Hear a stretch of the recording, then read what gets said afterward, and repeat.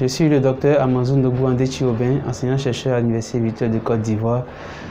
Je suis aussi responsable du suivi du Master Business et Communication Digitale de la dite université et responsable adjoint du groupe de l'unité de recherche économie des réseaux, en abrégé ECORES. Par ailleurs, je suis chercheur associé au Centre de recherche scientifique où j'exerce depuis l'année 2014. La question de la valorisation de l'ATK est une question qui est actuelle et qui est brûlante. Le problème déjà avec l'ATK, c'est que nous avons un produit qui est un produit de soudure. C'est-à-dire que ce n'est pas un produit qui a une grande valeur ajoutée. Mais vous voyez qu'à chaque fois qu'il y a un problème au niveau de l'ATK, toute la population le ressent. Parce qu'on n'a pas l'impression que c'est quelque chose d'important parce que c'est vraiment, ça fait partie de nos habitudes alimentaires. Mais lorsque ça manque, alors on se rend compte qu'il y a un grand mal. C'est un peu le problème des produits qu'on appelle en économie des produits inférieurs. L'ATK par exemple, dans toutes les régions de la Côte d'Ivoire, c'est carrément l'identité de la Côte d'Ivoire. Mais l'ATK n'est pas valorisée parce que la plus-value de l'ATK n'est pas perçue par les populations. Alors, la question comment valoriser l'ATK? Cette question a été longtemps un sujet de recherche, un sujet de réflexion. Deux tendances se dégagent. La première tendance, c'est la tendance de la transformation. Parce qu'il faut savoir que la production de l'ATK est une production qui est difficile, qui est pénible. Les moments qui s'adonnent à ce métier sont fatigués, épuisés. Et souvent, même à un jeune âge, vous voyez que leurs corps sont fatigués. Ce qui fait que les jeunes filles qui viennent n'ont pas envie de ressembler à leur maman. Parce que non seulement l'ATK a un coût qui est dérisoire pratiquement en fonction de la qualité, et aussi les personnes qui s'adonnent à ce métier-là sont fatiguées, épuisées, on dit pénible. C'est vraiment un métier qui est considéré comme pénible. Donc la première option, c'est de transformer la production de l'ATK ou d'apporter une nouvelle manière de faire qui soit moins pénible et qui permette aux personnes qui s'adonnent à l'activité de vivre de leur art. Et dans ce cadre-là, l'État a mis en place l'I2T, l'Institut de l'innovation et de la technologie, qui cherche à produire des petites machines ou des chaînes de production pour mettre à la disposition des femmes pour leur permettre de moins ressentir la pénibilité. Mais nous allons essayer d'expliquer un peu l'inconvénient de cette manière de faire là. Parce que si vous décidez de transformer l'ATK et d'arracher de passer du manuel à l'industriel, alors vous détruisez non seulement du travail, de deux, vous exportez facilement le savoir-faire des femmes, parce que c'est sur ce savoir-faire-là qu'on se base pour produire des machines. Donc cette machine devient accessible et tout le monde est capable de faire de l'ATK sans même mettre le pied en Côte d'Ivoire parce que le manioc est disponible partout. Donc ce sont les deux grands inconvénients qu'on peut avoir avec cette approche-là.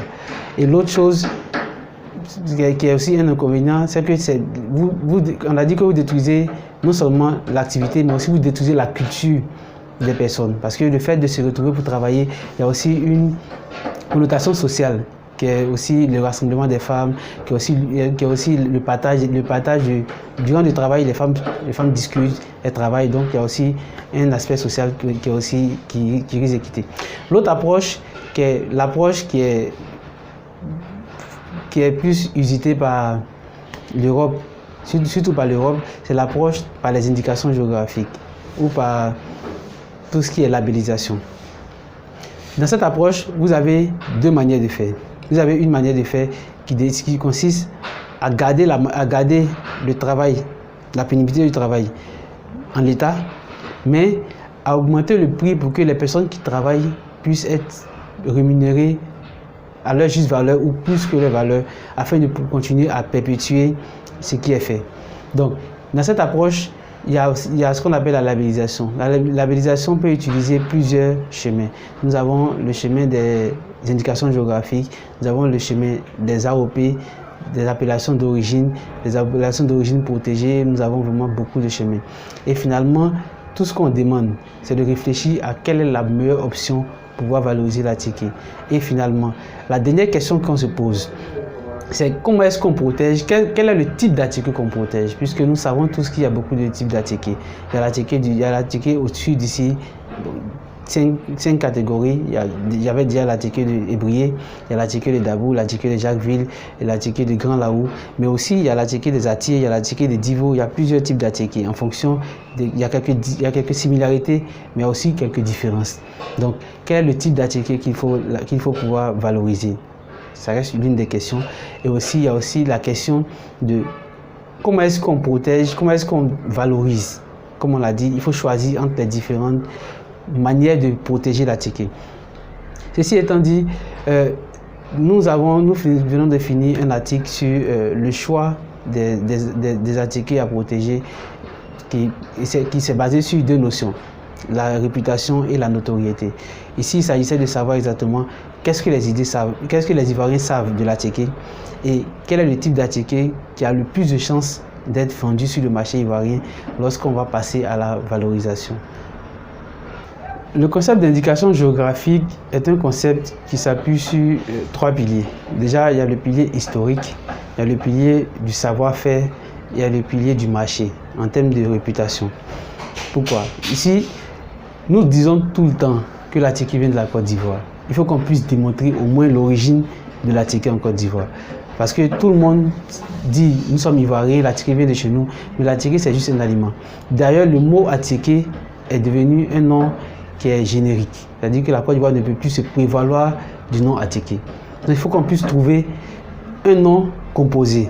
Atiké du Sud, Atiké de Dabou, Atiké, pour pouvoir au moins avoir la possibilité de revendiquer encore le nom.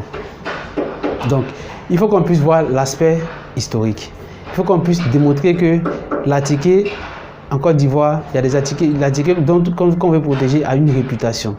Et aussi, il faut qu'on puisse nous assurer qu'il y a un savoir-faire qui concourt à la production de cet Atiké-là. Ce qui fait que l'indication géographique devient la meilleure option pour pouvoir valoriser l'Atiké. Lorsque ces trois critères sont réunis, alors on peut essayer d'aller à l'international pour régler ce qu'on appelle le cahier des charges, à travers un cahier des charges.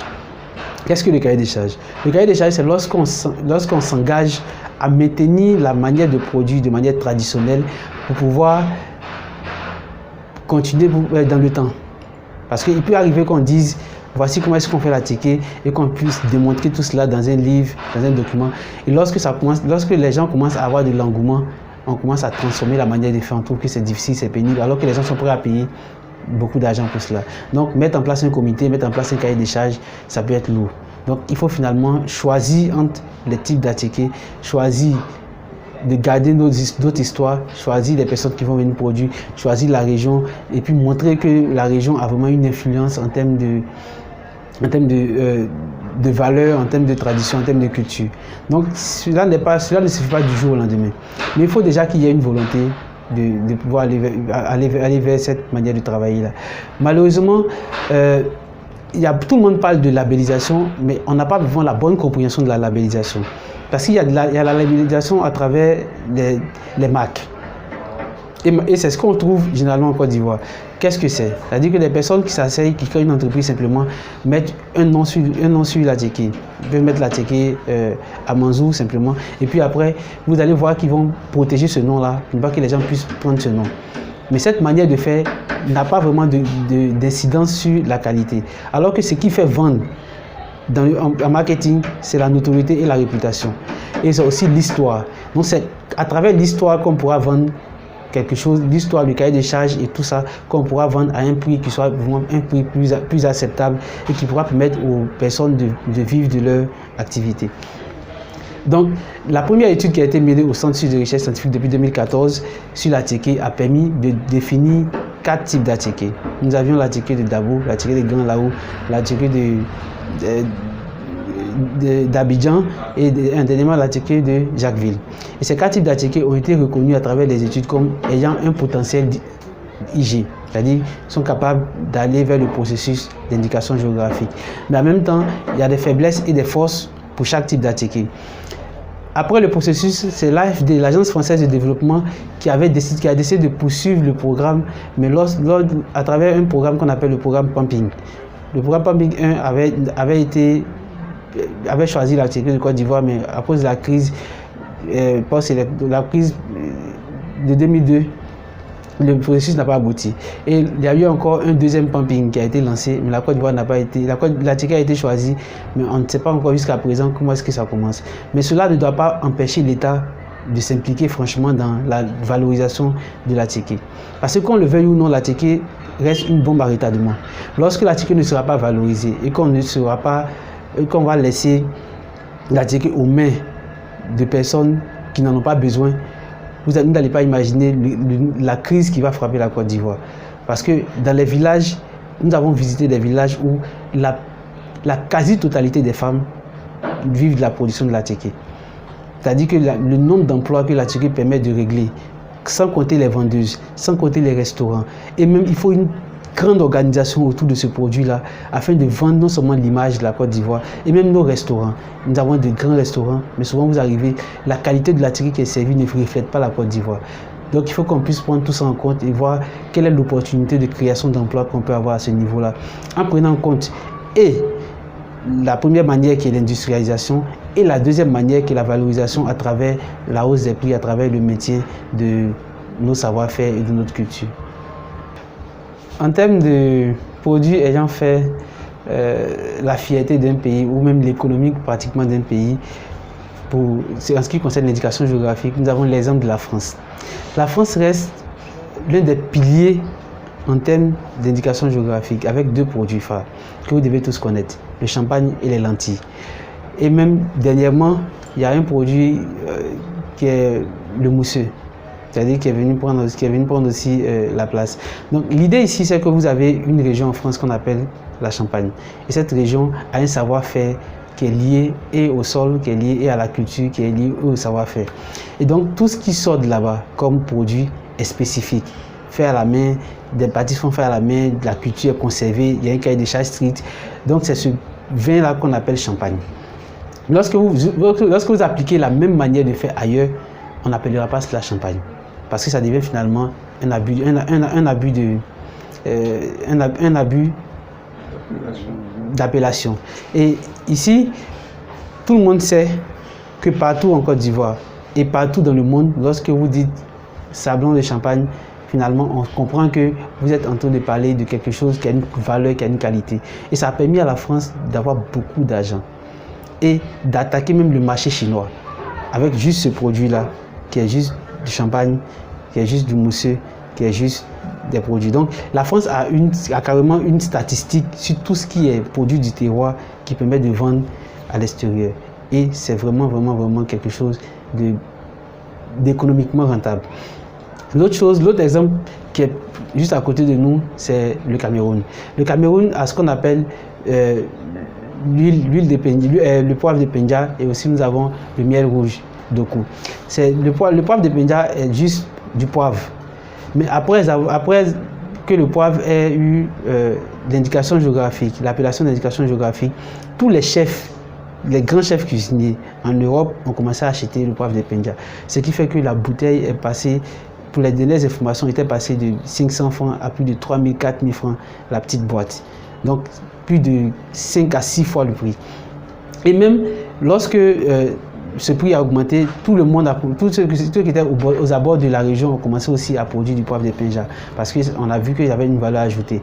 Donc juste avec l'indication géographique, on a pu accroître le bien-être des populations et accroître les revenus des populations.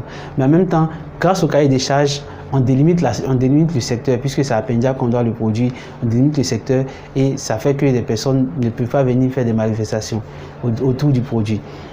Il faut dire que dans le cadre de la Côte d'Ivoire, cela peut être intéressant d'avoir une telle économie qui pourrait aider non seulement toutes les régions qui ont été citées, Dabou, Grand Laou, Jacquesville, Abidjan, toutes les populations de ces villages-là à fédérer leurs efforts pour pouvoir accroître leurs revenus et aller vers un bien-être qui va encore renforcer la culture de ces populations-là. Et l'autre chose qui est aussi un projet autour des indications géographiques, c'est surtout la route des produits du terroir, qui est un projet qui est porté actuellement par le Centre suisse de recherche scientifique, qui va permettre aussi de faire connaître tout ce qui est produit du terroir et tout ce qui est circuit, tout ce qui est connaissance autour de ces produits-là. Donc voici au moins des exemples pratiques dans le monde. Et le dernier exemple, c'est l'exemple de contrefaçon. Avec l'indication géographique, vous avez la possibilité de poursuivre tous ceux qui vont essayer de prendre l'appellation que vous avez déjà protégée. On nous a dit que la Chine était première productrice d'attiqué, le Niger, tout ça. Bien que cela ne soit pas vraiment fondé parce que la vente en Côte d'Ivoire n'est pas une vente qui est forcément officielle. Elle est plus officieuse. Alors que le classement va se faire sur la base des statistiques d'exportation. Et même là encore, il faut savoir qu'il y a les destinations peuvent différer. Lorsqu'on vous classe, finalement, c'est lorsqu'on a des statistiques officielles sur l'exportation en Europe et pas souvent dans la sous-région. Donc, ce qui peut aussi être pris avec des pincettes. Mais il faut comprendre que lorsque les États-Unis ont décidé de reproduire le champagne, puisque le champagne était vraiment très consommé aux États-Unis, la France a pu, grâce au concept d'indication géographique, a pu poursuivre les États-Unis pour les empêcher d'utiliser ce qu'ils ont appelé le champagne californien. Parce que le champagne, c'est une région de la France, ce n'est pas une région des États-Unis. Donc il faut qu'on puisse se protéger grâce aux indications géographiques, mais aussi valoriser le bien-être des populations qui sont dans le domaine de la production à travers une hausse des prix et un consentement à payer. Ok, nous faisons notre petit bonhomme de chemin avec Ivoire TV et nous voulons saluer tous ceux qui prennent la peine de nous suivre depuis longtemps pour comprendre un peu l'actualité de la recherche. Et merci beaucoup de nous suivre activement et de valoriser et d'écouter les produits de la recherche. Nous avons besoin aussi de communiquer avec vous.